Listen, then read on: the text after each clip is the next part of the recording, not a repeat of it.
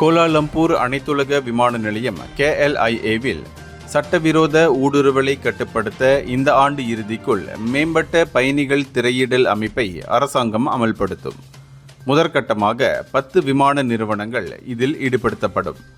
உள்துறை அமைச்சர் டத்தோஸ்ரீ சைஃபுடின் நசுத்யோன் இஸ்மாயில் கூறுகையில், இந்த அமைப்பு பயணிகள் தரவை அவர்கள் வருவதற்கு முன்பே குடிநுழைவுத்துறை அணுக அனுமதிக்கும்.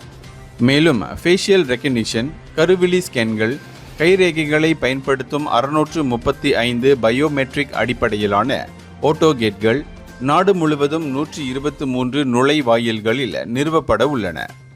எனவேதான் டிசம்பர் மாதம் முக்கிய விமான நிலையங்களிலும் ஜொஹூர் பாரு சோதனை சாவடிகளிலும் இது தொடங்கப்படும். அது மட்டுமின்றி குடிநுழைவு அதிகாரிகளின் தவறான நடத்தை தடுக்கப்படும் வகையில் உடல் அணியும் கேமராக்கள் அதிகாரிகளிடம் சோதிக்கப்பட்டு வருகின்றன. இதற்காக 614 இவ்வகையான கேமராக்கள் வாங்க திட்டமிடப்பட்டுள்ளது. கடந்த ஆண்டு 26 KLIA அதிகாரிகள் குடிநுழைவு சிண்டிகேட்டில் ஈடுபட்டதற்காக பதவி நீக்கம் செய்யப்பட்டதை தொடர்ந்து இந்த நடவடிக்கை எடுக்கப்பட்டுள்ளது. இது மட்டுமின்றி ஊழல் விஷயத்தில் பூஜ்ய சகிப்புத்தன்மை கொள்கை ஜீரோ டாலரன்ஸ் பாலிசியை சைஃபுடின் உறுதிப்படுத்தியுள்ளார். இந்தியர்களின் இதய குரல் மக்களோசை.